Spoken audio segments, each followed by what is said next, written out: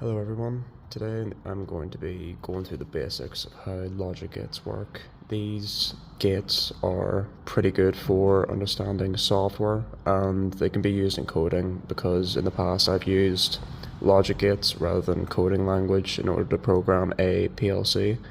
So, and they're an integral part of understanding how code can flow. So the first gate we have here is NOT, and this is another name for this is an inverter, because what it does is it inverts the input. So if a 0 comes in through here, a 1 is going to come out that way, as you can see by the truth table. And this means that these two components or inputs need to be on together for this to be on. So this and this. So if only one of them's on, you're going to get no output, but if they're both on, you're going to get an output. Now this is NAND, so imagine this gate and this gate are combined. So basically it does the same thing this does, but it inverts. So pretty much the same.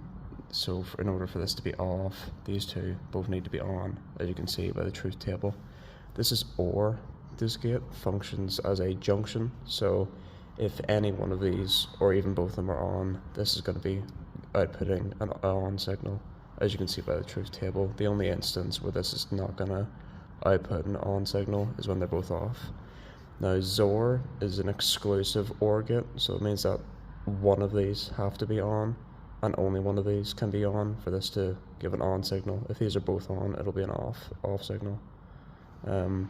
Apologies, I wrote that wrong on the truth table, but yeah, if these two are on, that's supposed to be a 0, so we'll just ignore that, please. But yeah, so if one of them's on, it's all good. If both of them or none of them are either on or off, it'll output nothing. This is supposed to be a 0. That's just a mistake on my part.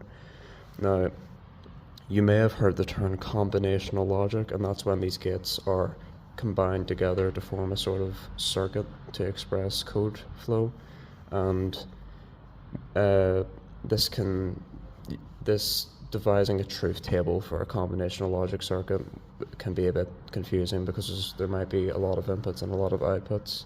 So a trick that I like to do is to auto-generate one of these truth tables in simulation software. For example, I like to use multisim software. So in multisim, if I build a combinational logic circuit, which basically means I have a load of these all connected together, I can automatically generate a truth table by hooking up a logic converter to the circuit. And I'm sure you can find a video explaining how to hook up a logic converter, but in most simulation softwares, if you activate the logic converter in the software, it'll auto-generate a truth table for you, which is just very handy.